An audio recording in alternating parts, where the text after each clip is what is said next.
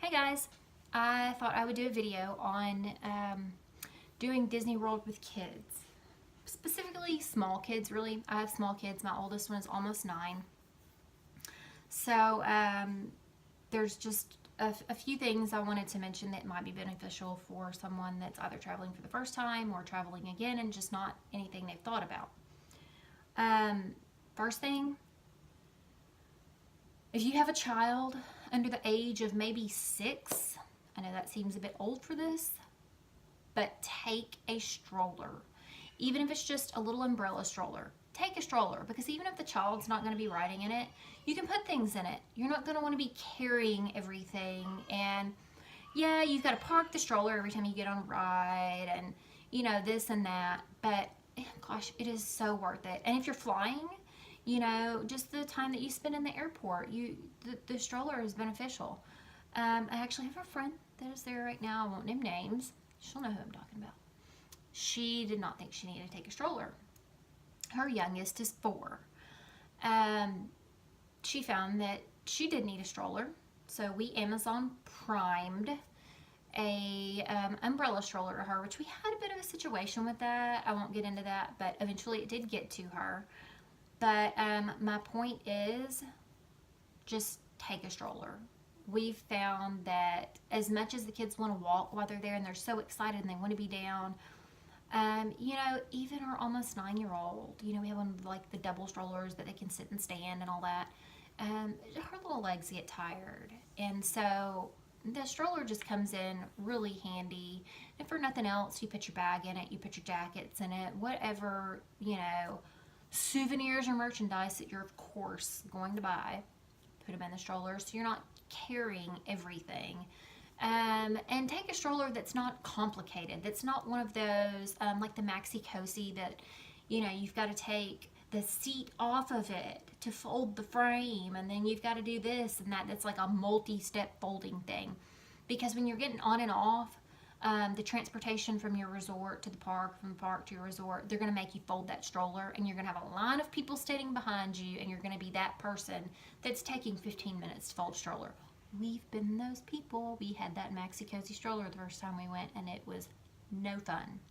So find something that's simple, and I would advise something a little more than an umbrella stroller, something a little sturdier. Umbrella strollers are kind of difficult to maneuver and push. Their wheels aren't very good, but if that's the best you've got, do it. Take it. Definitely recommend the stroller. The next thing would be take breaks. Plan your fast passes, your character meals, everything around naps. Basically like you do at home. You plan your life around nap time. What we typically do is you get 3 fast passes a day, you know, outside of the one at a time that you can get at the kiosk after you've used the 3 that you have scheduled on your My Disney Experience app. Side note, download the My Disney Experience app. You will use it so much while you're there and before you're there. Back to naps and things. Plan 1 fast pass in the morning, 1 in the afternoon, 1 in the evening, and plan them around high wait time rides. So like the Seven Dwarfs Mine Train, that always has a high wait time. Schedule fast passes as soon as you can after you book your vacation. The Avatar, the Flight of Passage, that always has a high wait time. The Safari at Animal Kingdom always has a high wait time. Space Mountain always has a high wait time. Use your fast passes for those rides. Pirates of the Caribbean, that's our absolute favorite ride. It's iffy. Sometimes you've got like a 15-minute wait. Sometimes there's a 90-minute wait. You never know. But plan all these things around taking breaks. Go to the park early in the morning. Take advantage of that extra magic hour if you're staying at a Disney resort.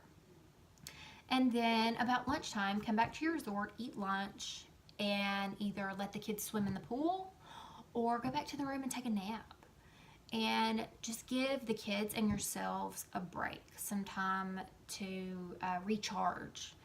And then in the late afternoon, early evening, go back to the parks and get back to it. and you're rested, and then you can take advantage of the extra magic hour in the evening. Also, if you're at a park that has that, like Magic Kingdom. But you don't want to be stuck at the park with sleepy, cranky, under-rested small children. So take breaks. Take a break, go back to the room, swim, whatever, go back to the hotel in the evening. Another thing would be in the evenings, the parades, the fireworks shows, things like that. You definitely want to see them at least once, especially at the Magic Kingdom. The fireworks show and the end of the day spectacular is really amazing. You want to see it once. But if you have small children, you're probably going to spend 2 days at the Magic Kingdom. And after you've seen it once, they do it twice in the evening. I believe it's at 9 o'clock and 10 o'clock. Pick one time to see it, and my advice is to, even if you're going to be sitting on the ground for 40 minutes, go in advance and get you a good spot for the show. The last time that we were there for the kind of midday show that they do out in front of the Cinderella's castle, where all the characters come out and sing and dance and everything, we had a front row view for that, and it was amazing. The kids were absolutely amazed. We did sit on the ground for 40 minutes, but you know, we had something to drink, we had a little snack, we rested our legs and feet, and it was okay. It wasn't bad. But same goes for the evening. Find you a good spot if you want to watch it. If you've already seen it, been there, done that, my advice is to go ride rides, because everybody else is going to be standing around somewhere watching this parade or this fireworks show, and the lines are going to be so much shorter. So take advantage of that time to ride something that you haven't already ridden, or something that you wanted to ride again, but the wait time was too long. Just take advantage of that time while other people are watching the fireworks show that you've already seen once or whatever. Take advantage of it, go ride rides. The next thing would be park hopper option. For our family with small children, the park hopper option hasn't really been something we've needed, because we do spend a full day at each park. Magic Kingdom, we spend 2 full days. So we don't really have the need. And without the park hopper option, you can still leave the park, go back to your hotel, do what you need to do, and re-enter that same park on the same day. And we found that that works great for us. And it saves us money. For some people, the park hopper option is the way to go. People with older children or teenagers, I could see how that would be beneficial. But when you have small children, you're just moving slower, and for us, it hasn't really been necessary. So to do the park hopper option, to not do the park hopper option, it's really a personal preference. For us, we haven't needed it. So that's park hopper. The next thing would be the dining plan with small children. Okay. Our kids eat like little birds. All depends on how your kids eat. For us, the dining plan, we have never done it because our kids barely eat, and we would have lost money by purchasing the dining plan. And we've also found that for us as adults, at a lot of the places, the kids' meals are sufficient. And then sometimes we go to just this awesome restaurant and we pick out an adult-sized meal, because you're on vacation, you're at Disney World, that's what you're there to do. You're not exactly penny pinching, but you are on a budget like we all are. So if you have kids that eat normally and eat on a regular, consistent schedule, the dining plan may be the way to go. Here's another thing. Go to the disneyworld.disney.go.com app. You may already receive the emails like I do with offers and discounts and special promotions that they're having. But currently they're offering a free dining plan for select arrival dates from August 20th through December 23rd. Those particular dates are the non-peak dates, non-holiday, non-peak dates. But if you've booked room and ticket at select resorts, you get a free dining plan package. So that may be something to look into if you do have a family that eats like normal people, and that you think it would be beneficial to have a dining plan. Look at these specific dates, look at these specific resorts, and see if money-wise and date-wise it works out for you, and then you get a free dining plan. And that will save you some money for sure, because between food and souvenirs, say you've planned to spend X amount of money on your Disney vacation, but that's just for your Disney package, which is room and tickets and your airline tickets. And then you've still got food and souvenirs. Having that free dining plan would help. So that's just an idea. Also, the disneyworld.disney.go.com website, if there is a tab that you can click on that's special offers, deals, and discounts. And it just has basically every discounted option that they have to offer at that time. So that may be something that if you're planning a trip in the near future, you may just want to keep up with that. Get on there every few days and see if there's something new going on that you've missed out on.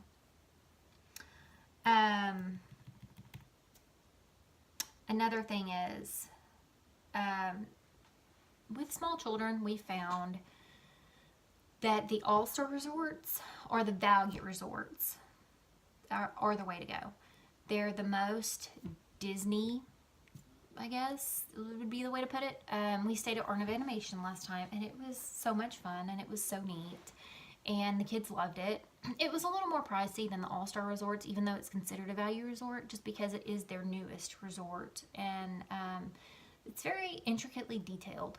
But the all-star resorts, they are absolutely sufficient, and the kids love them. Now, if it was just Eric and I going for some obscure reason without kids, we would probably stay at one of the more high-end resorts, the Contemporary, the Grand Floridian, something like that. But those don't just feel like Disney. They're very nice resorts. They're very nice. And if you're just looking for that high-end feel, that feel of luxury, then those would be the way to go. But if you're just looking for the feel of Disney and the Disney theme and things kind of geared around kids, and if you're looking to save some money, go with a value resort all the way. Let's see.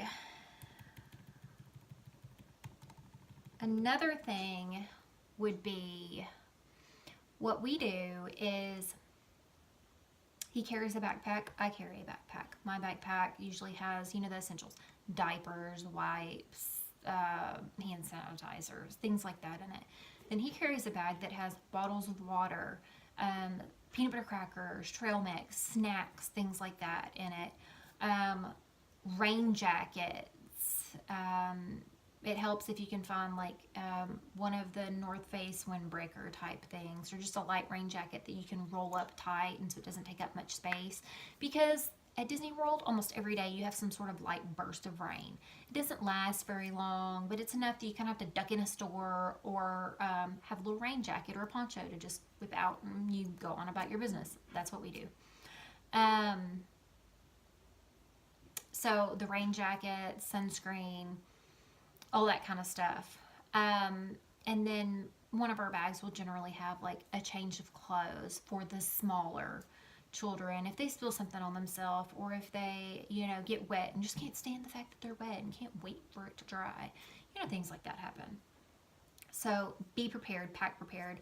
A lot of you do not know, which I mentioned in my Disney on a Budget video, but Amazon Prime now, if you have Amazon Prime, you can order just about anything and it will be delivered to your resort within 2 hours. And you can take food and drink into the park.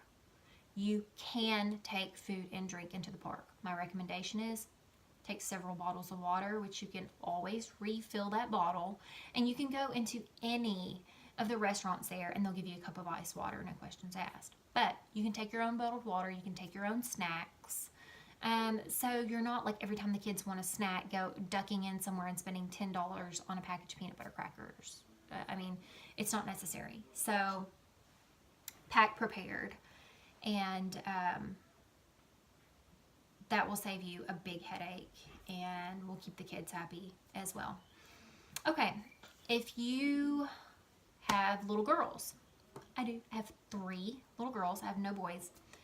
The Bibbidi Bobbidi Boutique is so cute. The thing is, they have to be at least 3 to do the full experience. You can go past either of the Bibbidi Bobbidi boutiques and get the fairy dust. Just walk past them. They usually have a fairy godmother standing outside and say, hey, can we get the fairy dust? And she has this little wand with fairy dust in it, and she says this little spell, and it's really neat. And so she sprinkles the fairy dust on the top of their head, and they think that's really cool. This last trip, our now 3-year-old was not 3 yet, and so she was not able to do it. And our almost 9-year-old was at that age where she didn't want to do it anymore. So this next trip, though, our 3-year-old will be old enough and she'll get to do it, and she'll just love it because it's so neat. As far as special things to do for boys, I don't have boys, so I'm not super familiar with it, but my friend that is at Disney right now, she actually has 2 boys. She has no girls, and this was their first trip, her first trip. So when she gets back, we're going to do a little Q&A with her about their experience, about things they would do differently next time, and just about going to Disney with boys in general, since I don't have any experience there. So sometime in the near future, we'll have a Q&A video with her uploaded, and it might be some stuff beneficial for you guys.